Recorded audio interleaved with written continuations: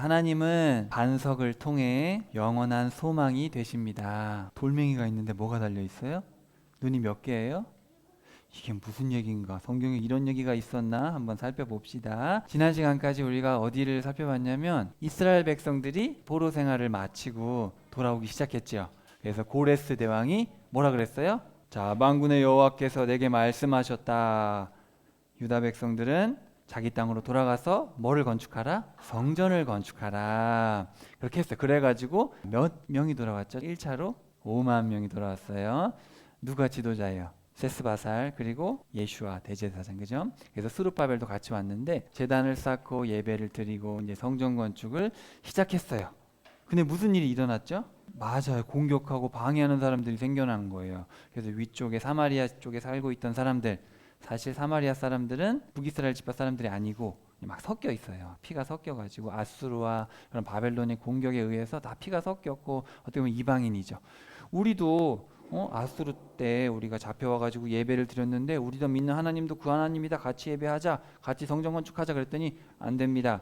우리는 여러분하고 같이 성전을 건축할 수 없습니다. 그래가지고 저기 보세요. 맨 오른쪽 그림 보면은 뭐를 들고 있어요? 페르시아 사람들한테 페르시아가 다스리고 있으니까 뇌물을 먹여가지고 그리고 상소를 올렸죠. 그 당시 고레스 다음에 캄비세스 2세라든지 또 스메르디스 이런 왕들이 있었는데 왕들한테 상소를 올려가지고 이 사람들은 나쁜 사람들입니다. 옛날에 반역하기 일쑤였고 이 페르시아의 나라에 도움이 안 되는 악한 나라입니다. 지금 성전을 건축해서 나라가 재건돼서 반역을 일삼으려 하오니 제발 건축을 못하게 막아주십시오. 이런 상소를 올린 거예요. 2차례나 올리니까 성전 건축이 어떻게 돼버렸어요? 역사 서류를 보니 이 유대 지방이라는 사람, 유대 지방에 사는 사람들이 반역을 일으킨 적이 많이 있었네. 아마 그 고레스 다음 왕들도 고레스 왕이 칙령을 다 기억은 못할 수도 있잖아요. 그러니까 역사를 살펴봤더니 그런 거예요. 그래, 공사 멈추게 해라. 그래가지고 공사가 멈춘 거예요. 그래서 공사가 멈춰가지고 몇 년 동안 못 지었어요? 30년 동안 건축을 못했죠.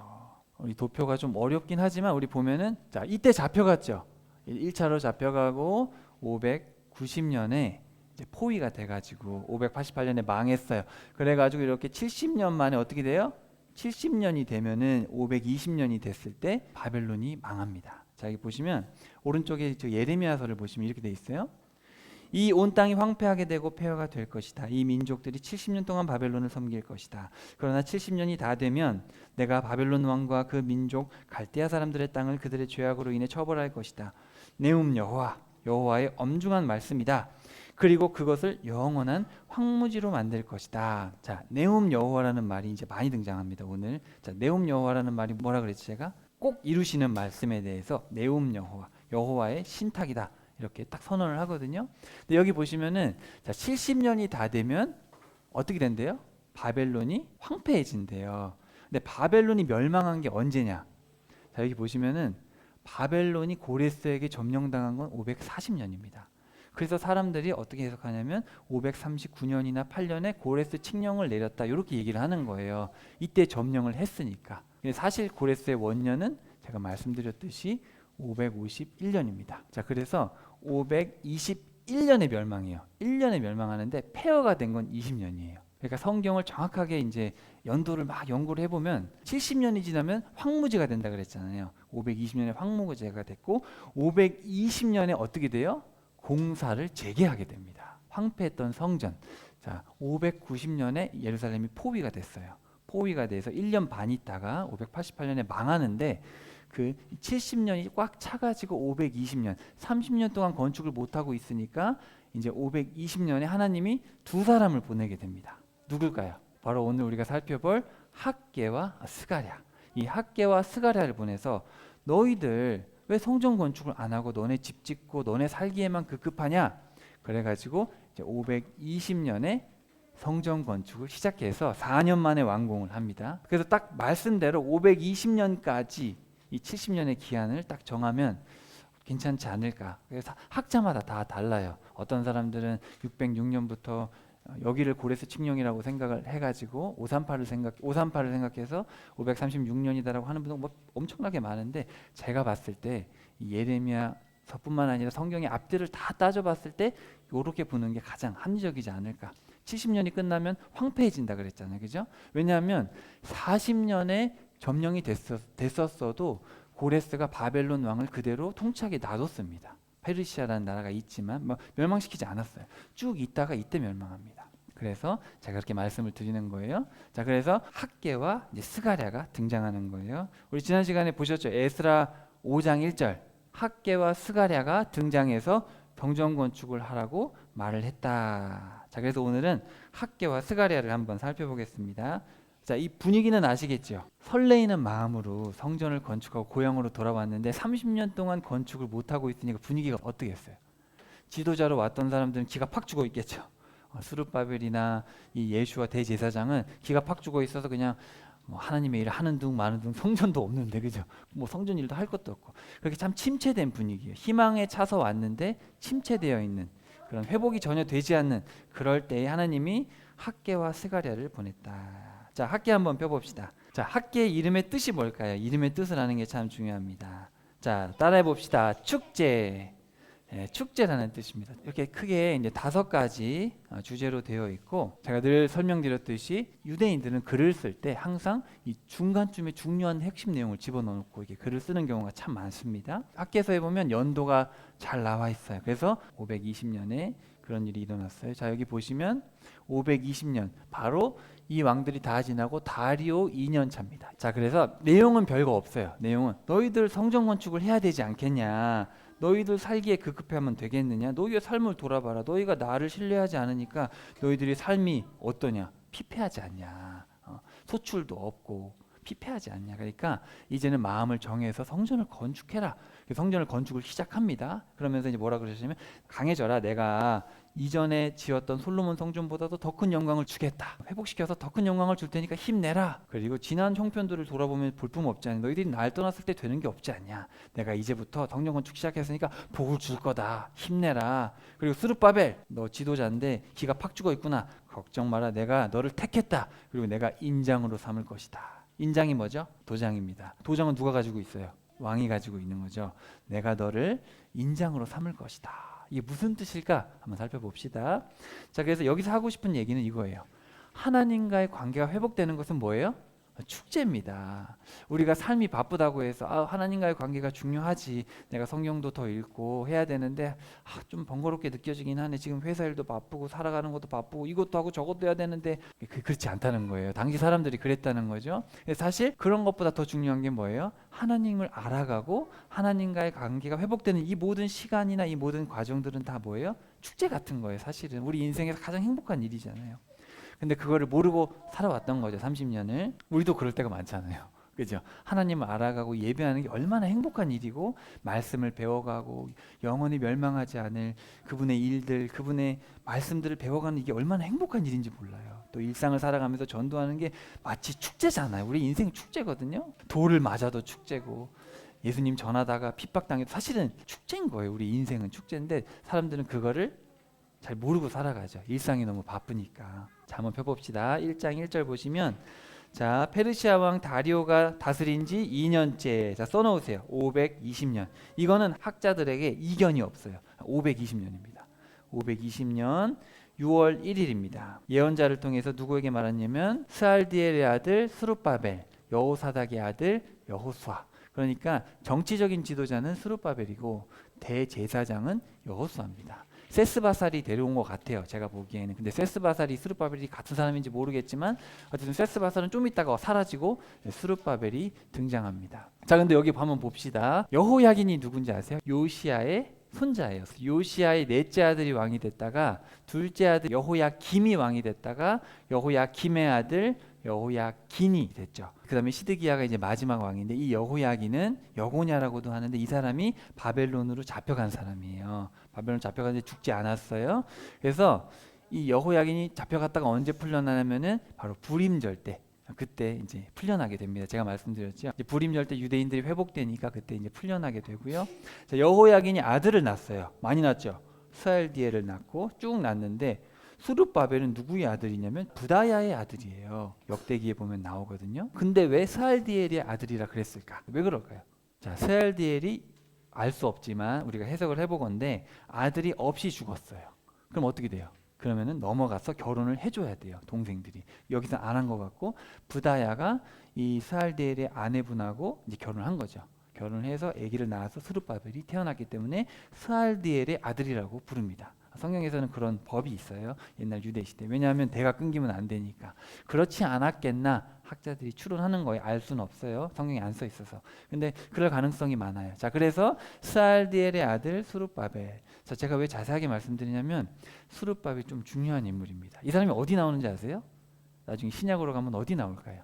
예수님의 족보에 나옵니다. 이따 확인해 볼 거예요. 자, 그 다음에 이 예슈아는 누구냐? 여호수아가 예슈아인데 이 사람은 누구냐면은 자, 스라야라는 대제사장이 느부갓네살한테 잡혀가서 죽었어요. 588년 망할 때 죽었고, 그리고 이제 요사닥이 포로 생활 동안에 여호사닥이에요. 대제사장이었고, 에스라가 스라야의 아들이에요. 이걸 잘 알고 있어야 연대를 맞출 수가 있어요. 그리고 요사닥이 이제 포로 생활하면서 그때 있다가 이제 돌아올 때는 누가 돌아왔어요? 예슈아가 돌아오게 된 거예요. 대제사장이다. 그걸 좀 파악을 해놓으시면 연대를 공부할 때 좀 도움이 됩니다. 왜냐하면 여러분이 흔히 성경을 배울 때 에스라는 어디 등장하냐면 여기 등장해요. 그럼 여러분 에스라가 여기 잡혀갔을 때 588년에 아빠가 죽었어요. 그러면 그 전에 태어났다는 얘기잖아요. 588년에 한 살이었어도 그러면 457년이면 몇 살이에요? 130이 넘지 않아요. 말이 안 되죠. 말이 안 되니까 학자들은 중간에 있는 사람들은 떼먹었을 것이다. 족보에 기록을 안 했을 것이다. 이렇게 되는 거예요. 자꾸 이게 헷갈려요. 그래서 사실은 여러 가지를 봤을 때 에스라가 여기 있는 게 가장 합리적이죠. 그럼 나이가 몇 살이에요? 588년에 한두 살이었으면 지금 나이가 벌써 꽤 많죠. 80 노인이 된 거죠. 가장 큰 어른이 된 거예요. 이때 에스라가 나중에 기환을 하게 됩니다. 스룹바벨과 이 여호수아가 지도자인데 이 두 사람이 참 중요합니다. 결론부터 말씀드리면 대제사장, 진짜 대제사장은 누구예요? 예수님이잖아요. 스룹바벨이 왕족이잖아요. 진짜 왕은 누구예요? 예수님이죠. 그래서 이 사람들의 족보를 통해서 누가 나와요? 예수님이 나오는 걸 지금 얘기하고 싶어 사실 이 두 사람을 지금 언급하는 거예요. 그래서 제가 자세히 설명을 드렸어요. 자, 한번 봅시다. 2절에 보시면 주의 집을 지을 때가 아니다. 지금 내 먹고 살기 바쁜데 지금 우리 동네가 지금 황폐한데 우리 집 짓고 일단 살아야 되지 않겠나? 하나님 섬기는 것도 중요한데 일단 내가 살고 봐야지. 그때도 그랬단 말이죠. 남 얘기가 아니에요. 나의 집이 무너져서 황폐한 채로 남아있는데 너희만 잘 꾸며진 집에서 살고 있는 것이 옳으냐? 하나님께서 약간 얘기를 하신 거죠. 근데 하나님이 이 포로로 돌아온 사람들한테는 막 화내거나 분노하시지는 않으세요. 왜냐하면 이 사람들이 우상숭배하거나 그러진 않아요. 좀 무기력할 뿐이지 극한 죄를 짓진 않아요. 너 그거 옳으냐? 그러면서 여기 보시면 5절, 7절 두 번 언급하는데 지난 날들을 곰곰이 생각해 봐라. 명령어로 돼 있어요. 이거는 풀어보면 너희의 길들에 대해서 마음을 두라. 너희가 왔던 길에 대해서 잘 한번 생각해 봐라. 내가 지금 뭐 하러 왔지? 잘 생각해봐라. 원문엔 길들이라고 돼 있어요. 그래서 산에 올라가라. 검정색으로 돼 있는 건 명령어입니다. 산에 올라가라. 집을 건축하라. 너희들이 심어도 추수할 것이 없었고 먹고 마시고 수고해도 얻는 게 없지 않았냐. 하나님께서 비를 그치시고 가뭄이 들게 하시지 않았느냐. 그러니까 이스라엘 백성들이 돌아와서 열심히 살아보려고 해도 삶이 어떻게 돼요? 회복이 안 되는 거예요. 농작물도 그렇고 피폐한 거죠. 그래서 하나님 관계가 무너지면 사실은 우리가 물질 관계도 다 무너진다는 것을 지금 하나님께서 말씀해 주셨어요. 스룹바벨, 여호수아 남은 모든 백성들이 학계를 통해 주신 말씀을 청종했고 여호와 앞에서 두려워했다. 이 사람들이 예전하고 좀 다르긴 하죠. 예전에는 말해도 들었어요, 안 들었어요? 안 들었잖아요. 포로로 잡혀가기 전에 안 들었는데 돌아오고 나서는 들었어요. 내가 너희와 함께 하겠다. 나 여호와의 신탁이다. 나 여호와의 엄중한 말이다. 여호와께서 스룹바벨의 영과 여호수아의 영과 남은 모든 백성들의 영을 움직이시니 그들이 곧 만군의 여호와 하나님의 집에서 일했다. 자, 근데 여기서 보면 하나님께서 이 사람들의 영을 움직이셨다 돼 있죠. 그러니까 이런 걸 보면 사실은 뭘 해도 사실은 우리가 하는 게 아니에요. 은혜로 되는 거죠. 하나님께서 우리의 영을 움직이셔서 됐다. 성경에서 이런 멘트를 꼭 하고 있어요. 나는 내 뜻대로 내가 성경을 보고 내 뜻대로 천국을 향해서 달려가는 것 같지만 사실은 누가 하시는 거예요? 하나님이 뒤에서 다 밀고 계신다는 거예요. 자, 그래서 시간이 좀 지났죠? 7월 20일 스룹바벨 여호수아 남은 백성들에게 전해라. 솔로몬 성전보다 보잘것이 없어 보이느냐? 보잘것 없어 보이겠죠. 솔로몬 성전은 뭘로 졌어요? 완전 금으로 졌고 삐까번쩍했잖아요. 근데 지금 짓는 거는 그거에 비하면 초라하죠. 하지만 스룹바벨아 강해라. 여호수아에게 강하고 담대해라. 기억나시죠? 그 강하라예요. 강하라. 내가 반드시 그렇게 한다. 여호수아야 강해라. 모든 백성들아 강해져라. 내가 반드시 그렇게 한다. 일을 해라. 움직여라. 내가 너희와 함께 하겠다. 내가 반드시 너희와 함께 하니까 움직여라. 내음 여호와 차바. 차바라는 말은 망군입니다. 망군, 군대의 하나님. 그래서 나는 모든 것을 통치하고 있는 모든 군대의 여호와, 내가 바로 그렇게 하겠다고 선언한다. 이제 그렇게 얘기를 하는 겁니다. 내가 너와 이집트에 나올 때 출애굽 때 맺은 언약을 기억하고 있다. 걱정하지 마라. 내가 너와 함께하고 있으니 두려워하지 마라. 조금 있으면 내가 하늘과 땅과 바다와 육지를 다 흔들 것이다. 내가 모든 민족을 흔들어 내 집을 영광으로 채울 것이다. 은도 내 것이고 금도 내 것이다. 그분은 누구예요? 창조주시잖아요. 내가 창조주다. 내음 여호와 차바. 내가 모든 군대 창조주 하나님이다. 내 집의 영광이 이전 집의 영광보다 더 클 것이다. 내가 이곳에서 온전함을 줄 것이다. 너희에게 평화를 줄 것이다. 근데 이 평화라는 건 제가 여러 번 말씀드렸지만 샬롬은 뭐예요? 우리의 삶이 평안해지는 게 아니고 관계가 온전해지는 걸 샬롬이라 그래요. 너희가 물질 관계도 뒤떨어져 있지 않냐? 사람 관계도 뒤떨어져 있지 않냐? 내가 너희들이 내게만 돌아오면 너희들의 물질 관계나 사람 관계 다 온전하게 해줄 것이다. 우리가 이게 기복적인 어떤 그런 것들을 많이 들어왔기 때문에 샬롬도 그렇게 해석을 하는데 온전합니다. 여러분, 은도 내 것이요 금도 내 것이요, 이거 언제 많이 들어보신지 아세요? 보통 성전 건축할 때 많이 쓰는 문구입니다. 사실 여기서 하는 얘기는 그거는 2차적인 거고, 본질적인 얘기는 뭐예요? 본질적인 얘기는 주님과의 관계 회복은 그 어떤 것보다 중요하다는 거예요. 주님과의 관계 회복이 제일 중요하다. 그리고 지금은 가시적인 성전은 의미가 없습니다. 지금 여러분 성전 화려하게 지으면 좋아하시지 않을 것 같아요. 제가 보기엔. 그래서 이제 예수님 제자들이 예수님 십자가로 지러 가시는데, 예수님 이 성전 좀 보십시오. 46년 동안 지었습니다. 아직도 짓고 있는데 이 헤롯 성전 얼마나 위대합니까? 예수님 뭐라 그랬어요? 야, 이 자식들아, 돌 위에 돌 하나 남지 않고 다 무너진다. 40년 지나면. 그랬잖아요.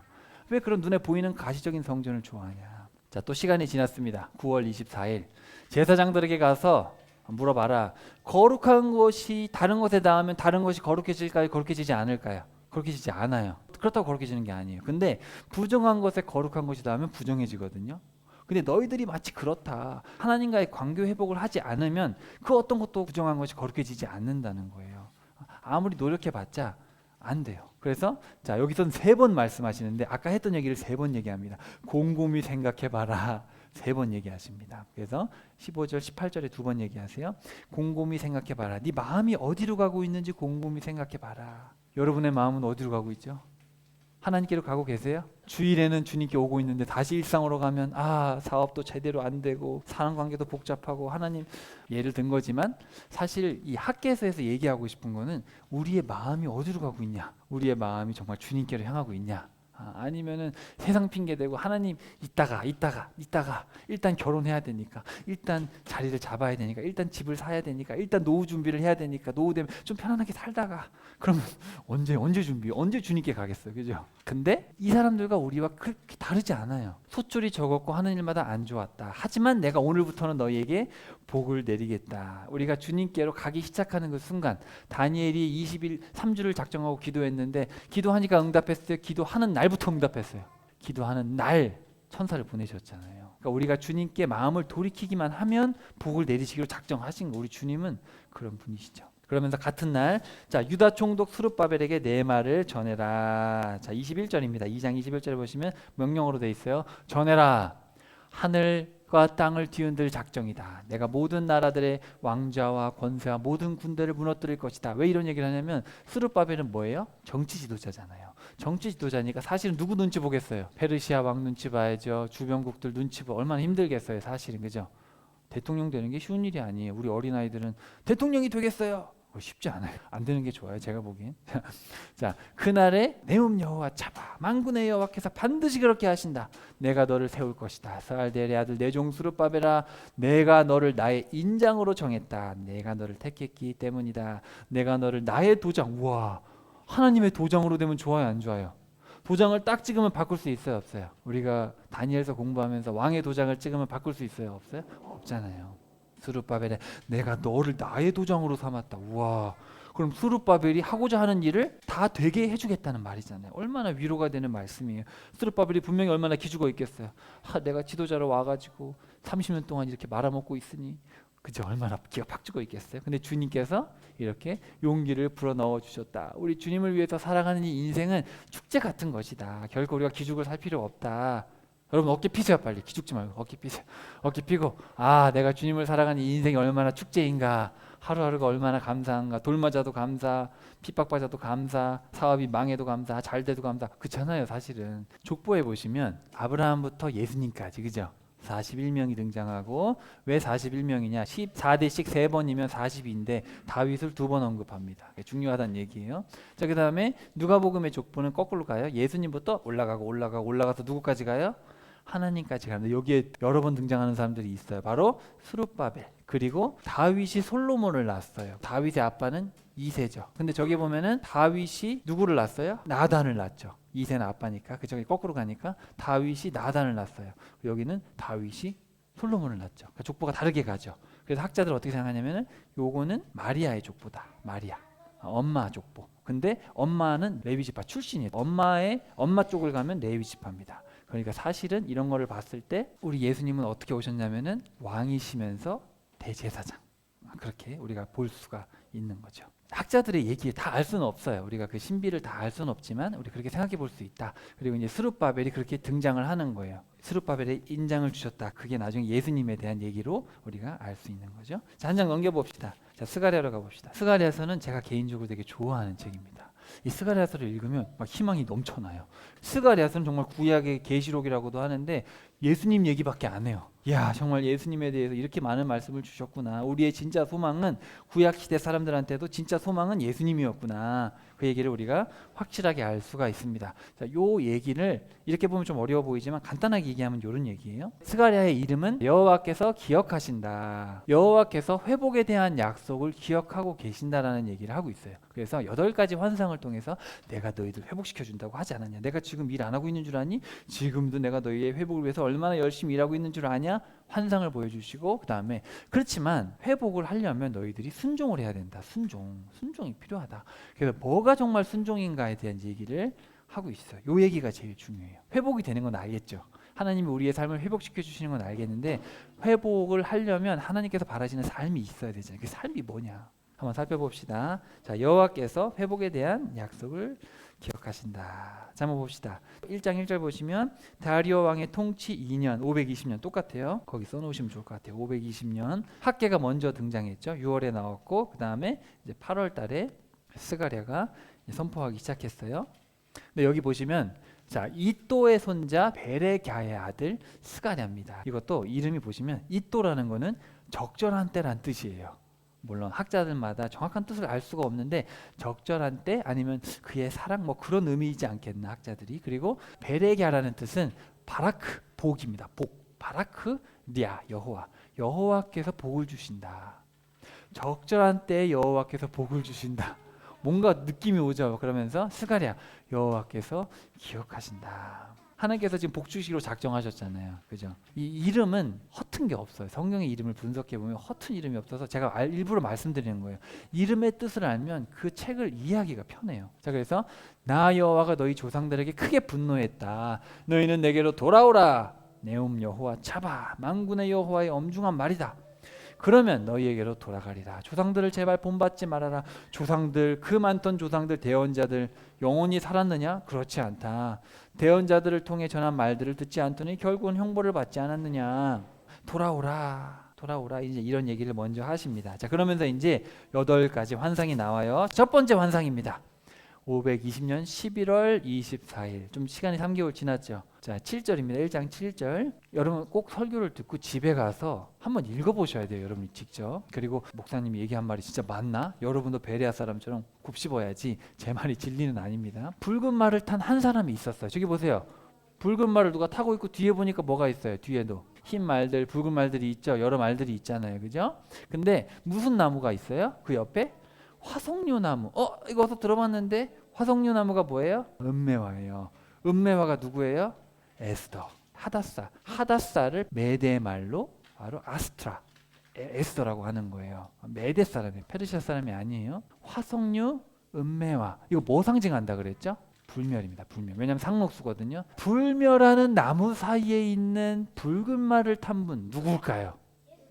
어떻게 알았어요? 나중에 여호와의 사자라고 써 있습니다. 자, 구약에서 여호와의 천사, 여호와의 사자는 누구예요? 예수님이십니다. 자기를 기묘자, 자기를 신이라고 얘기해요. 자, 뒤에 붉은 말들, 갈색 말들, 흰 말들이 있는데 주께서 두루 땅에 다니라고 보낸 자들이 있다. 그랬더니 다 둘러보고 말들이 왔어요. 온 땅을 두루 살펴보니 평화롭고 안식 중에 있습니다. 만군의 여호와시여, 여호와께서 예루살렘과 유다의 도시들에게 긍휼을 베풀지 아니하시기를 어느 때까지 하시리이까. 주께서 그들에게 경노하신 지 이렇게 70년이 되었나이다. 거기 한번 밑줄 쳐봅시다. 자, 12절 별표 보세요. 1장 12절에 별표 봅시다. 주의 사자, 여호와의 사자가 11절에 보시면 화석류 사이에 있는 그 주의 사자죠. 그러면서 보고를 들은 거예요. 예수님이 이제 보고를 들은 거죠. 온 땅이 평안하더냐 얘기를 들은 거예요. 보고를 듣고 이제 주의 사자 예수님께서 아버지 하나님께 말씀을 드리는 거죠. 하나님, 만군의 하나님 여호와시여, 주께서 언제까지 예루살렘과 유다 성읍에 긍휼을 베풀지 않으실 겁니까? 불쌍히 여기지 않으실 겁니까? 분노하신 지 70년이 되었습니다. 이렇게 얘기를 하는 거죠. 자, 이걸 뭐라 그래요? 예수님께서 하나님께 이스라엘 백성들의 상황에 대해서 선처를 구하고 있잖아요. 이걸 뭐라 그래요? 중보라고 하는 겁니다. 중보. 근데 우리가 흔히 중보기도란 말 들어보셨죠? 근데 보수적인 분들은 중보기도라는 말을 못 쓰게 합니다. 저도 안 쓰는 게 좋다 생각해요. 왜냐하면 중보라는 거는 예수님만 할 수 있는 겁니다. 신과 인간 사이의 중재자는 한 분이에요. 인간은 중재할 수 없어요. 그래서 중보기도라는 용어를 쓰면 마치 우리가 하나님과 이 사람 사이의 중보자가 되는 것 같잖아요. 그래서 성경에는 중보라는 말을 안 쓰고 도고라는 말을 씁니다. 도고기도라는 말이 이제 신약에 나와요. 도고기도. 그래서 그냥 중보라는 말은 우리가 안 쓰는 게 제 생각에 헷갈리니까 중보라는 말은 예수님께만 쓰고 우리는 남을 위해서 기도하는 도고기도. 성경에 보면 나와요. 그래서 그냥 남을 위한 기도 이렇게 하면 됩니다. 우리는 중재할 수 있는 능력이 없어요. 70년이 되었다. 지금 몇 년이죠? 520년인데 70년이 되었다고 하니까 사실은 이 예레미야가 말하는 70년이 그럼 언제부터 시작하는 게 합리적이에요? 590년. 이해되시죠? 그래서 성경의 여러 가지 정황을 봤을 때 이 예레미야가 말한 70년은 590년 포위됐을 때부터 520년 회복될 때, 그게 가장 성경적으로 합리적이다 말씀을 드려요. 자, 그렇게 예수님이 이제 중보를 했어요. 내가 예루살렘과 시온을 위하여 크게 질투하며 안일하게 지내는 이방 민족들에 대해서 매우 분노했다. 나는 내 백성들에게 조금만 화를 냈는데 그들은 고통을 더했다. 내가 긍휼히 여기며 예루살렘으로 돌아왔으니 사람들이 내 집을 건축할 것이다. 내 여호와 차바 만군의 여호와의 선언이다. 반드시 내 집을 할 것이다. 여러분, 부모가 자녀를 막 때려요. 그러면서 옆에 사람들이 그놈은 맞아도 싸요. 그러면서 때리는데 부모가 맞아, 싸 이 자식 막 때리면서 더 때리고 싶어요? 아니잖아요. 살짝 때리고 싶잖아요. 부모는 자녀들이 잘못했으면 때리고 싶긴 하지만 그런 거예요. 사실 하나님이 무섭게 때리긴 했는데 나중에 내가 세게 때린 건 아니야. 내 자식을 내가 뭐 세게 때리냐. 그런 얘기를 하시면서 예루살렘 위에 측량줄을 칠 것이다. 나의 모든 성읍들이 형통하여 널리 퍼질 것이다. 보고를 들었잖아요. 지금 땅이 어때요? 땅이 지금 시끄러워요? 평안해요? 평안하잖아요. 지금 회복의 때인 거예요. 그죠? 시온을 위로하며 예루살렘을 다시 택할 것이다. 자, 그게 첫 번째 환상입니다. 자, 두 번째 환상 봅시다. 1장 18절에 두 번째 환상을 보니까 여러분 뭐가 보여요? 뿔이 있는 거예요. 뿔이 4개가 있는 거예요. 그랬더니 물었어요. 뿔은 뭡니까? 그랬더니 알려주시죠. 유다를 흩어서 아무도 머리를 들지 못하게 한 뿔들이다. 어떤 나라인지는 알 수가 없지만 이스라엘을 괴롭혔던, 이스라엘을 고개 숙이게 했던 그런 열방의 나라들이겠죠. 어디라고 나와 있지 않아요? 근데 갑자기 또 누가 나와요? 저기 보니까 장인들이 나와요. 대장장이라고도 성경에는 번역을 하는데 그냥 원문은 장인인 느낌이에요. 그래서 장인들 4명이 와가지고 유다를 흩기 위해서 자신들의 뿔을 들었던 이방 나라들의 뿔들을 두렵게 하고 떨어뜨리기 위해 왔다. 하나님이 내 자식들을 못살게 굴었던 그 내 뿔들을 다 쳐서 없애기 위해서 사람들을 보내셨다. 회복의 때가 됐다라는 거죠. 회복의 때가 됐다. 자, 그 다음에 세 번째 2장 1절입니다. 자, 세 번째 환상. 어떤 사람이 있는데 뭐 하고 있어요 지금? 줄 잘라가지고 예루살렘을 이렇게 측정하고 있는 거예요. 예루살렘 도성의 너비와 길이를 측량하러 간다. 예루살렘 안에 사람과 가축이 많으므로 성벽 없는 고을같이 그 안에 사람이 거주할 것이다. 이거 뭐예요? 여러분, 줄자를 가지고 이렇게 측량하는 건 뭐예요? 건축할 때 하는 거잖아요. 건축할 때 예루살렘을 다시 재건할 것이다. 재건해서 다시 건축해서 사람과 동물들, 가축들이 많아지게 할 것이다. 이제 그런 얘기입니다. 예루살렘 성이. 왜냐하면 보세요. 예수님께서 이제 중보하셨죠. 중보하시니까 하나님이 이제 작정하시고 이제 회복을 시작해서 이제 우리를 괴롭히던 나라들 뿔도 다 꺾어버리셨죠. 그러니까 이제 뭐가 남았어요? 이제 많아지면 되는 거예요. 이제 회복시켜주면 되는 거예요. 자, 내가 될 것이다. 불로 둘러싸인 성벽이 될 것이다. 그 한가운데서 영광이 될 것이다. 그래서 하나님이 저렇게 불기둥, 옛날에 기억나죠? 옛날에 불기둥으로 보호하셨잖아요. 예루살렘 성벽을 내가 불로 다 보호하실 것이다. 내가 불이 될 것이다. 내가 불로 보호해 줄 것이다. 이런 말씀을 했어요. 히브리에 보면은 내가 될 것이다, 내음 여호와 이렇게 되어 있어요. 어순이. 그래서 한국말로 이거를 이제 번역을 했을 때는 이제 이런 건 맨 뒤로 가 있고 이건 앞으로 가 있고 여러분이 읽는 성경 그렇게 되어 있는데 히브리어를 원문을 봤을 때는 이 구조가 되게 중요하잖아요. 될 것이다.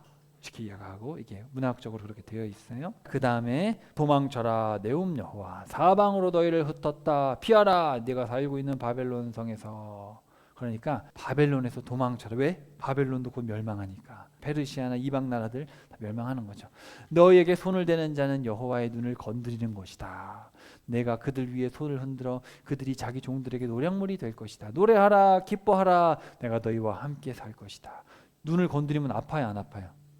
눈에 먼지만 들어가도 눈을 뜰 수가 없잖아요. 그죠? 눈이 되게 예민하잖아요. 근데 이스라엘 백성들을 건드리는 사람은 눈을 건드린 것처럼 하시겠대요. 하나님이 민첩하게 반응하시겠다는 거죠. 내 백성 건드리는 놈들은. 그날이 오면 많은 이방 백성들이 내 백성이 될 것이고 유다와 예루살렘을 택해 자기 도성을 삼으실 것이다. 모든 육체는 여호와 앞에 잠잠하라. 그가 거룩하신 처소에서 일어나신다. 이렇게 완전히 회복시켜 주시겠다는 얘기고. 자, 이제 3장으로 갑시다. 3장 1절로 가시면 또 네 번째 환상을 보여주시는데 여기 보세요. 저기 앞에 저거 천사가 있는데 저 누구 같아요? 케루빈 맞아요. 마귀입니다. 마귀가 대제사장 여호수아를 고소하고 있어요. 이 대제사장 여호수아 보세요. 30년이 지나도록 제 역할도 못하고 있어요. 그리고 나중에 에스라서에 보면 나오지만 여호수아가 무슨 죄를 진지 아세요? 이방 여인하고 결혼을 한 거예요. 어떤 목사님은 이렇게 봅니다. 여성들은 도시가 좋아요? 시골이 좋아요? 자, 여러분 나이 들면 남자들은 어디로 가고 싶어요? 시골 가고 싶어요. 그럼 아내들은 어떻게 해요? 결사반대. 여호수아가 바벨론에 잡혀 있다가 돌아갔는데 아내가 안 따라온 것 같아요. 여보, 무슨 시골 황폐한 데로 갑니까? 지금 도시에 우리 현실적으로 생각하지. 현실적으로 우리 도시가 얼마나 바벨론이 살기 좋고 우리가 예레미야의 말에 순종해가지고 터 잡고 살고 과수원도 다 했는데 무슨 돌아가? 여보 안 돼요. 안 돌아간 것 같아요. 그래가지고 여호수아가 돌아왔는데 또 혼자 살 수는 없잖아요. 그러니까 누구랑 결혼했어요? 이방 여인하고 결혼을 했어요. 여호수아만 했느냐? 나중에 에스라서의 끝에 보면 결혼한 사람들 명단이 다 있어요. 근데 다 지도자들이에요. 그게 문제야. 아이 미천한 사람들은 그렇지 않아요. 그러니까 마음이 겸손한 사람들, 없는 사람들은 그냥 순종하면 가랜다 가자.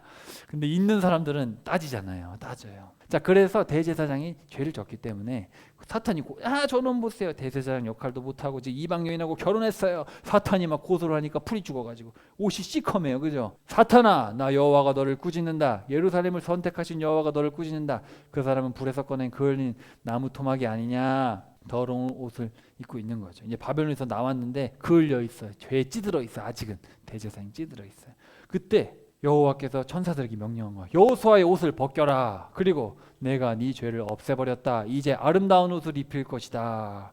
그의 머리에 깨끗한 관을 씌워주어라. 스가랴가 얘기한 거죠. 하나님 깨끗한 관도 씌워주시죠. 그래, 깨끗한 관을 씌워주어라. 천사들이 그의 머리에 깨끗한 관을 씌우고 그에게 옷을 입혔다. 대제사장 여호수아를 깨끗하게 해주신 거죠. 하나님께서 회복을 시켜주신 거예요. 네가 만일 내 길들로 걷고 내가 명한 것을 지키면 너는 이제 대제사장으로서의 역할을 충성되이 감당할 수 있게 해줄 것이다. 이제 그렇게 얘기를 해주신 거죠. 이 대제사장의 역할이 워낙 크기 때문에 하나님이 이렇게 지켜야 된다 이렇게 또 특별히 얘기를 해주신 거예요. 어쨌든 이렇게 해서 처음에는 예수님의 중보 그리고 이방 나라들 네 나라들을 없애버리시고 그 다음에 측량해서 예루살렘을 회복시키시고 그리고 영적으로 이제 대제사장 영적인 회복을 주셨다. 자, 근데 이제 여기 별표해 봅시다. 여기 제일 중요한 내용입니다. 자, 3장 8절부터 자, 별표하세요. 3장 8절부터 10절 거기 별표하시고 8절부터 10절. 자, 여호수아야 잘 들어라. 청종하라. 순종하라. 내 앞에 앉은 동료들아 너희는 앞으로 생길 일의 예표가 될 사람들이다. 자, 여호수아와 동료들 대제사장 영적인 지도자들이잖아요. 대제사장 레위인들아 잘 들어라. 내가 싹이라 부르는 내 종을 보내겠다. 어디서 들어봤죠? 싹 누구예요? 아론의 싹도 있죠, 물론. 근데 우리가 예레미야서에 보면은 다윗의 뿌리에서 한 싹이 난다. 이 싹 얘기를 합니다. 바로 누구예요? 예수님이에요. 예수님. 내가 여호수아 앞에 세운 돌을 보라. 자, 돌멩이 한번 봅시다. 돌멩이에 눈이 있어요, 없어요? 눈이 몇 개 달렸어요? 그렇죠. 내가 그 돌 위에 이렇게 새길 것이다. 이 땅의 죄를 하루 만에 없애리라. 죄가 하루 만에 없어질 수 있어요, 없어요? 근데 죄가 하루 만에 없어진 사건이 있어요. 무슨 사건? 십자가 사건이죠. 누구를 통해서? 예수님을 통해서. 그래서 이 땅의 모든 삐뚤어짐, 이 아온이라는 단어는 삐뚤어진 건데, 이 땅의 모든 죄, 우리의 모든 삐뚤어짐, 우리의 모든 죄를 하루 만에 없애리라. 그날에 너희 이웃을 서로 자기 포도나무와 무화과나무 아래로 부를 것이다. 자, 포도나무와 무화과나무 아래로 부른다는 거는 경구입니다. 경구. 이스라엘 사람들이 쓰는 표현. 뭐냐면 완전한 평화를 누리게 될 것이다. 그러니까 예수님의 십자가를 통해서 우리가 완전한 평화를 누리게 되는 날이 올 것이다. 그리고 여러분, 저 돌멩이 들 수 있어요, 없어요? 에이, 못 들지. 그림을 너무 작은 걸 가져왔나 봐요. 제가 다음에 더 큰 그림을 가져올게요. 큰 바위에 눈이 있는 거예요. 덜 움직이지 않아요. 바람이 불어도. 그래서 반석, 눈이 달린 반석. 눈은 뭐예요? 온 세상을 다 보고 있는 반석. 그렇죠? 우리 예수님은 흔들리지 않는 분이고 온 세상을 감찰하시는 분이잖아요. 그런 의미를 담고 있어요. 자, 싹이라는 내용. 자, 우리가 이사야서부터 다 살펴봤는데, 자, 이사야서에 보면은 천년왕국에 대한 얘기를 계속 하시는데, 거기도 보면은 그날에 여호와의 새싹, 여호와의 싹은 아름답고 영광스러울 것이며 그 땅의 열매는 이스라엘이 살아남은 사람들에게 자랑거리와 찬미거리가 될 것이다. 그러면서 이제 천년왕국 얘기를 하시면서 여호와의 싹, 내가 모든 더러움을 씻어줄 것이다. 여호와의 싹. 그리고 이제 예레미야로 가시면은 예레미야서에도 이거 제가 다 말씀 같이 나눴던 내용들이에요. 뒤에 보시면 다 나와요. 자, 그래서 저기 오른쪽 끝에 보시면 다윗의 가문에서 의로운 싹이 돋아나 지혜로 다스릴 것이며 정의와 공의를 행할 것이다. 누구예요? 예수님이시죠. 예수님이 오셔서 정의와 공의로 통치하실 것이고, 내가 다윗을 위하여 공의의 가지가 자라나게 하겠다. 그렇죠? 바로 예수님이시죠. 그 예수님이 바로 정의와 공의를 행하게 하실 것이다. 여호와는 우리의 공의다. 자, 다섯 번째 환상으로 가겠습니다. 4장으로 갑시다. 자, 여기 보니까 뭐가 보여요? 네, 올리브 나무고, 저기 보면은 7개의 이제 등잔이 있는데 그 앞에 보면은 대접이 있어요. 그 대접에 기름, 올리브 기름이 있고, 여기 보면은 대롱이 있어요. 대롱. 저 올리브 나무의 가지에서 올리브 기름이 이렇게 나와가지고 그게 바로 등잔, 7등잔으로 이렇게 가게 되어 있어요. 이게 뭡니까? 네 힘으로 안 되고 네 능력으로도 안 된다. 주께서 누구에게 말씀하시는 거예요? 스룹바벨. 자, 아까 여호수아를 회복시켜 주셨죠. 대제사장 여호수아를 회복시켜 주셨고, 또 누구 남았어요? 이제 스룹바벨도 회복시켜 줘야 되잖아요, 그죠? 그래서 스룹바벨아, 네 힘으로 안 되고 네 능력으로는 안 된다. 오직 내 영으로만 된다. 만군의 여호와가 말한다. 큰 산아, 네가 뭐냐? 스룹바벨 앞에서 네가 평평해질 것이다. 큰 산이 어떻게 평평해질 수 있겠어요? 하지만 하나님이 하시면 되는 거예요. 그래서 그가 성전을 지을 머릿돌을 가지고 나올 때 은혜가 거기 있다라고 외치는 소리가 있을 것이다. 스룹바벨이 이제 성전을 지을 머릿돌, 성전에 이제 건축을 하고 있는데 이 머릿돌을 가지고 나올 때 은혜가 있구나, 하나님의 은혜가 거기 있구나. 근데 이게 다 예표입니다. 스룹바벨은 누구예요? 다윗의 후손이잖아요, 그죠? 머릿돌 누구예요? 예수님이잖아요. 예수님이 바로 은혜 완성판이잖아요, 그죠? 그래서 이렇게 스룹바벨에게 얘기를 하시는데, 스룹바벨의 손이 이 성전의 기초를 놓았고 그의 손이 성전을 완성할 것이다. 성전의 기초, 성전의 완성 누구예요? 예수님. 다 예수님 얘기밖에 안 해요. 그러므로 만군의 여호와께서 나를 너희에게 보내셨음을 너희가 알 것이다. 시작이 초라하고 하찮게 여기는 사람이 누구냐? 사람들은 스룹바벨의 손에 측량줄이 있는 것을 보고 즐거워할 것이다. 7눈은 온 땅을 두루 돌아다니며 살피시는 여호와의 눈이다. 아까 7눈이 있었잖아요, 그죠? 하나님께서 세상을 보고 계시고 스룹바벨을 움직이셔서 이 모든 일을 성취하실 것이다. 세상 사람들이 보기에는 하찮죠. 여러분, 세상 사람들이 보기에 우리 기독교인들이 살아가는 삶 되게 보잘것없습니다. 돈을 추구하는 것도 아니고 좋은 삶을 추구하는 것도 아니고 그저 뭐 말씀을 전하고 고아와 과부를 돌보고 어쨌든 정의와 공의를 살아보려고 애쓰는 그런 모습들이 뭐 괜찮아 보이긴 하지만 그렇게 뭐 대단해 보이지는 않거든요. 그렇지만 주님께서 보시기에는 그게 대단한 거죠. 양옆에 있는 그럼 두 올리브 나무는 뭡니까? 두 금관을 통해 자기들 밖으로 두 금기름을 비우는 두 올리브 나무 가지는 뭡니까? 기름 부음 받은 두 사람들, 온 땅에 주님 곁에 서 있는 자들이다. 이 올리브 나무는 바로 스룹바벨과 여호수아, 하나님께서 이 두 지도자들을 통해서 하나님의 일들을 해가실 것이다. 그런 이야기를 하고 있습니다. 따로 해석할 게 없어요. 근데 이게 나중에 계시록에도 나옵니다. 이게 하나의 예표입니다. 하나님께서 두 사람을 통해서 일하셨듯이 나중에 7번째 나팔 불기 전에 이 두 사람의 증인을 통해서 예루살렘 회복을 위해서 마지막 1260일을 일하시는 그 얘기가 계시록에 나와요. 다음에 한번 또 살펴봅시다. 자, 그 다음에 5장으로 가시면은 또 두루마리를 하나 봤어요. 두루마리가 하늘을 날아가고 있는데 크기가 몇이에요? 20규빗, 10규빗이면 10m, 5m. 야, 우리 여기서부터 끝까지가 10m예요. 그리고 5m니까 우리 반 정도 되는 긴 두루마리, 직사각형 두루마리가 날아가고 있는데 거기에 뭐가 써 있어요? 온 땅 위로 나아가는 저주의 말씀이 써 있는 거예요. 그래서 도둑질하는 사람은 모두 없어질 것이다. 거짓 맹세하는 사람도 없어질 것이다. 다 그대로 될 것이다. 내옴 여호와 차바. 그것이 도둑의 집이나 내 이름을 들어 거짓 맹세하는 사람들의 집에 들어가서 그 집에 머물며 그 집의 들보와 돌들을 모두 없애버릴 것이다. 이게 무슨 얘기냐면은 하나님께서 이스라엘에 남아있는 모든 죄는 다 없애버리시겠다. 아니, 죄는 없어진다 이런 얘기예요. 죄를 지은 사람들은 심판을 받으니까. 그러면서 이제 7번째 환상, 여기 에바가 있어요. 저기 보세요. 저기 바구니가 하나 있죠. 에바라는 바구니가 있는데 납으로 된 뚜껑이 있어요. 그 뚜껑이 있는데 거기 여자가 들어있는데 그 여자가 뭐예요? 바로 사악함이다. 이 여자는 악을 상징하는 거예요. 음녀잖아요.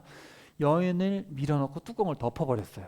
그 에바 안에 그 악한 사악함이 들어있는데 그걸 납뚜껑으로 덮은 다음에 황새의 날개 같은 날개를 가진 두 여자가 와가지고 그 에바를 들고 들어 올려가지고 어디로 갔어요? 신할 땅으로 갔대요. 신할 땅에서 집 짓고 살게 했대요. 신할 땅이 어디예요? 바벨론. 뭐냐면은 이스라엘에게 여전히 남아있는 그런 악을 완전히 하나님이 제거하셔서 그거를 바벨론으로 그냥 가게 하겠다. 악을 말끔히 없애버리겠다. 비슷하죠. 아까 그 두루마리라든지 이런 것들은 다 남은 죄악을 다 제거하시겠다. 자, 이제 마지막입니다. 마지막 8번째. 청동산이 있어요. 청으로 된 두 산들이 있는데 전차가 4대가 있는 거예요. 붉은 말들, 검은 말들, 흰색 말들, 얼룩말들 다 건강한 말들인데 하늘의 내 영이다. 온 땅에 주님 앞에 서 있다가 앞으로 나아간다.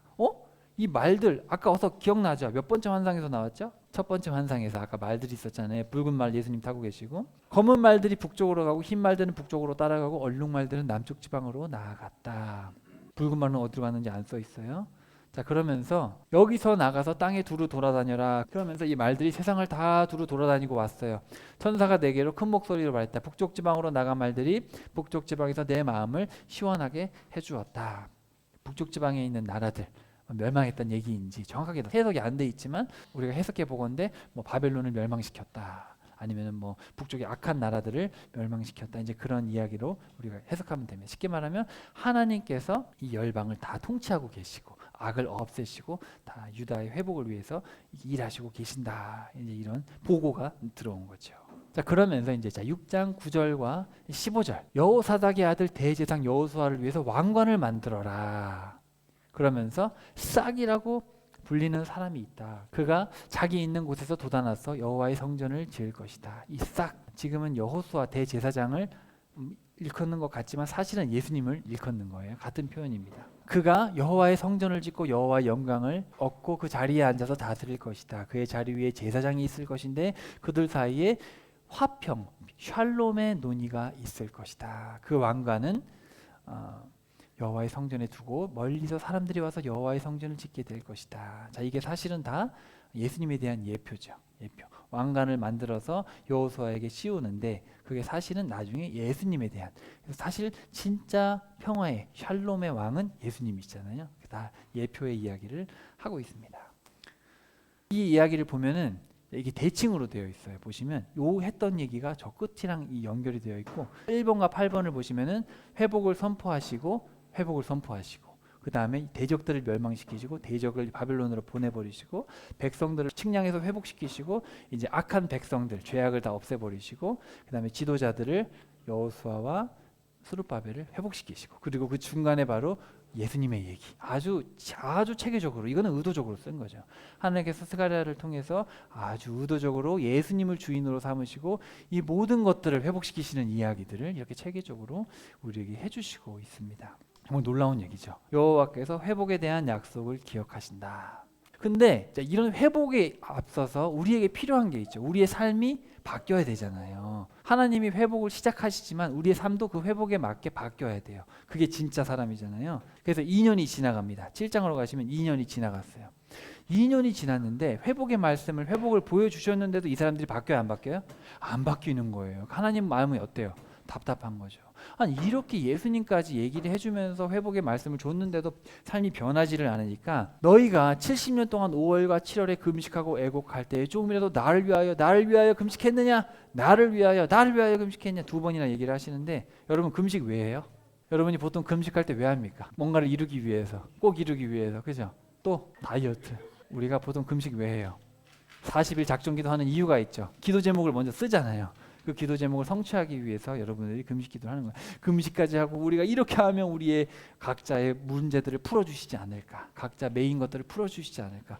그 의도를 가지고 하는 거죠. 그럼 하나님하고 지금 거래하는 거잖아요. 너희가 나를 위해서 금식한 적이 있냐? 여러분 주님을 위해서 금식하는 사람이 별로 없어요. 주님 제가 주님을 위해서 삶을 드리기 위해서 금식하겠습니다. 제가 그런 기도 많이 못 봤어요. 너희가 먹고 마실 때 그것을 너희를 위하여 마시는 것이 아니냐? 예루살렘 사명과 성읍에 백성이 평안히 거주하며 남방과 평안에 거주할 때 여호와가 옛 선지자들을 통하여 외친 말씀이 있지 않느냐? 너희들 말씀은 안 듣고 왜 금식해가지고 내 마음을 움직이려 그러냐? 너무 찔리죠. 당시 2년 동안 사람들이 회복을 해준다고 하니까 뭐 한 거예요? 금식한 거예요. 금식. 우리가 금식해서 지극정성을 바치면 회복이 되지 않겠나? 중요한 건 뭐예요? 말씀에 순종하면 되는 거예요. 그냥. 자, 근데 저 뒤로 가시면 만군의 여호와가 말한다. 너희들이 4월에도 금식하고 5월에도 금식하고 7월에도 금식하고 10월에도 금식하고 야, 금식 기도를 4달 동안 했어요. 4달 동안. 4월에 함락됐거든요. 그리고 5월에 불타버렸어요. 그리고 10월 달에 이제 포위가 된 거예요. 1년 반 전 10월에 포위가 돼서 588 4월에 함락되고 588 5월에 불탔어요. 그리고 588 7월에 총독으로 임명됐던 그달랴가 암살당했어요. 그래서 그 4가지를 기념해서 1년에 4개월 동안 금식을 하는 열정을 보였는데 너희들이 그게 날 위한 거냐 너희를 위한 거냐? 금식이 변하여 유다 족속에게 기쁨과 즐거움과 희락과 절기가 될 것이다. 너희는 뭘 사랑하래요? 진리와 화평. 진리와 화평을 사랑해라. 내가 원하는 건 말씀을 듣고 진리를 찾아 헤매고 온전한 관계, 물질 관계나 사람 관계가 회복되는 것이지 너희들 무슨 종교적인 열심 내라 그랬냐 내가. 많은 백성과 강대국들이 예루살렘으로 와서 만군의 여호와를 찾고 여호와께 은혜를 구하서 하나님을 안 믿던 이방 백성 10명이 한 명의 유대인에게 와가지고 하나님 모시러 가자. 하나님 섬기러 나도 같이 우리도 같이 갈게요. 그런 날이 올 것이다. 자, 그러면서 이제 무슨 얘기를 하시냐면은 우리에게 가장 중요한 건 뭐예요? 너희들은 종교행위 그만하고 진실한 재판을 행하고 인애와 긍휼을 베풀며 고아와 과부와 나그네와 궁핍한 자를 압제하지 말고 서로 해하려고 마음을 도모하지 말아라. 그들이 듣기 싫어하여 등을 돌리며 듣지 아니하려 귀를 막으며 마음을 금강석과 돌멩이같이 해가지고 율법과 만군의 여호와가 그의 영으로 한 대언자들의 말을 듣지 않았기 때문에 망한 거 아니냐. 불러도 듣지 않았으니 나도 안 들을 것이다. 자, 이런 내용들을 뭐라 그래요? 정의와 공의라고 하는 겁니다. 정의 말씀대로 하는 거죠. 그리고 공의는 마음에 공감하는 거예요. 하나님의 마음을 가지고 말씀을 행해라. 진실한 재판, 인애와 긍휼, 고아와 과부 해하지 말아라. 다 하나님의 자녀들인데 다 더불어 잘 살아야 될 거 아닙니까? 그죠? 너희가 행할 일은 이러하다. 이웃과 더불어 진리를 말하며 성문을 진실하고 화평한 재판을 베풀고 마음에 해하기를 도모하지 말고 거짓 맹세를 하지 마라. 이런 건 내가 미워하는 거다. 우리의 마음이 학계를 통해서 어디로 가고 있는지를 잘 보라 그랬잖아요.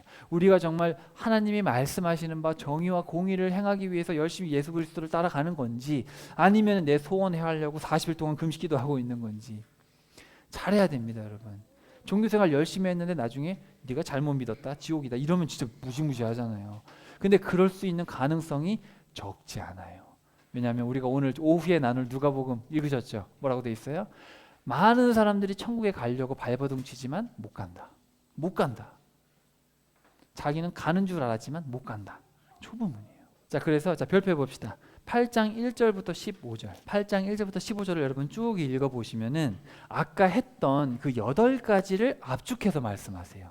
여러분이 그냥 읽으면 잘 안 보이시는데 아까 그 8가지 얘기를 쭉 설명을 하십니다. 자, 기억하면서 한번 들어보세요. 내가 시온을 위해서 크게 분노해서 질투했다. 이거 누구예요? 예수님이 중보했잖아요. 예루살렘은 진리의 성은 만군의 여호와의 사는 성산으로 불릴 것이다. 예루살렘의 길거리 노인들이 가득 번성할 것이다. 그렇죠? 아까 측량했잖아요. 기억나시죠? 그리고 남은 자들의 눈에는 놀랍게 보일 것이다. 여호수아를 회복시켜 주시고 사방에서 내 백성을 예루살렘으로 불러 진리와 공의로 다스릴 것이다. 진리와 공의 누구예요 이거? 예수님이잖아요. 그죠? 눈이 7개의 눈이 있는 돌 바로 예수님이 진리와 공의로 다스리실 것이다. 연합하지 못했으나 이제는 대언자의 말대로 스룹바벨을 통해서 재건될 것이고 소출이 회복되고 남은 백성들이 모두 소유하게 될 것이다. 이방인들 가운데 복이 될 것이다. 예루살렘과 유다의 은혜를 베풀리라 정했으니 두려워 말하라. 말들을 보내서 다 보고 북쪽을 시온케 했습니다. 두려워 말하라. 하나님께서 다 했습니다. 이렇게 2년 전에 회복의 환상을 통해서 보이셨는데 여전히 말씀을 신뢰하지 못하고 뭘 신뢰했어요? 종교행위, 이 금식을 하고 종교행위로 하나님의 뜻을 이루려고 했던 그 사람들을 향해서 하나님께서 다시 한번 너희들이 해야 될 것은 말씀에 순종하고 그것은 바로 정의와 공의를 행하는 삶이다. 내가 회복을 작정했으니 너희들은 말씀에 따라 정의와 공의를 행하는 삶을 살아내라. 그러면 너희들에게 말했던 이 8가지의 회복은 이루어진다. 내가 이미 하고 있다. 너희들은 정의와 공의의 삶을 살아내라. 여호와께서 순종에 대한 약속을 기억하신다. 하나님께서 여러분 우리가 죄 때문에 죽어가는 우리 예수 그리스도의 피값으로 우리를 구원해 주신 것을 믿으십니까? 아멘이시죠? 우리 은혜 받았잖아요. 우리 벌써 삶이 회복됐잖아요. 우리의 삶에는 회복이 시작됐잖아요. 그죠? 그럼 우리의 삶에 이제 일어나야 될 일은 뭐예요? 정의와 공의를 행하는 삶이 우리의 삶에 나타나야 되는 거예요. 정의와 공의를 행해서 구원받는 게 아닙니다. 은혜로 구원받았기 때문에 이제는 내가 나의 나됨을 다 버리고 예수 그리스도의 십자가를 따라서 예수님께서 보여주신 정의와 공의의 삶을 따라가는 거예요. 알겠죠? 자, 그래서 우리가 다음 주에는 바로 예수님의 초림과 재림에 대한 얘기들을 구체적으로 한번 살펴보겠습니다. 하나님과의 관계를 회복해가는 것은 번거롭거나 미뤄야 할 것이 아니라 뭐예요? 따라해봅시다. 축제다. 우리의 삶은 축제입니다. 여호와께서는 우리와 맺은 약속을 기억하시기 때문에 우리에게는 참된 소망이 있죠. 그렇기 때문에 우리는 고난 중에서도 하나님과의 관계를 우선시할 수 있다. 예수님만이 싹이시죠. 예수님만이 중보자가 되시고 예수님만이 흔들리지 않는 반석이시고 예수님만이 왕이시고 대제사장이시고 말씀이시며 진리와 공의의 통치자시죠. 정말 위대한 일이죠. 예수님을 믿는다는 것은 위대한 일입니다. 이것만큼 가슴 설레는 게 없고 이것만으로도 자부심을 가지고 우리가 살아갈 수 있어야 돼요. 하나님은 반석을 통해 영원한 소망이 되십니다. 예수님, 우리의 유일한 소망이시죠.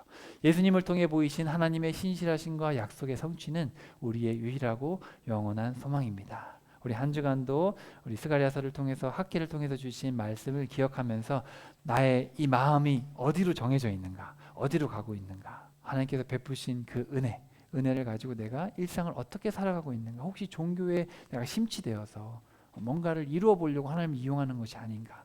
하나님께 우리가 거래하면 안 되죠. 아들을 주신 분께 우리가 어떻게 거래를 합니까? 아들을 주신 그 은혜를 기억하면서 한 주간도 내가 잘 살아가야겠다 그렇게 결단하고 믿음으로 승리하는 우리 모두가 되기를 축복합니다.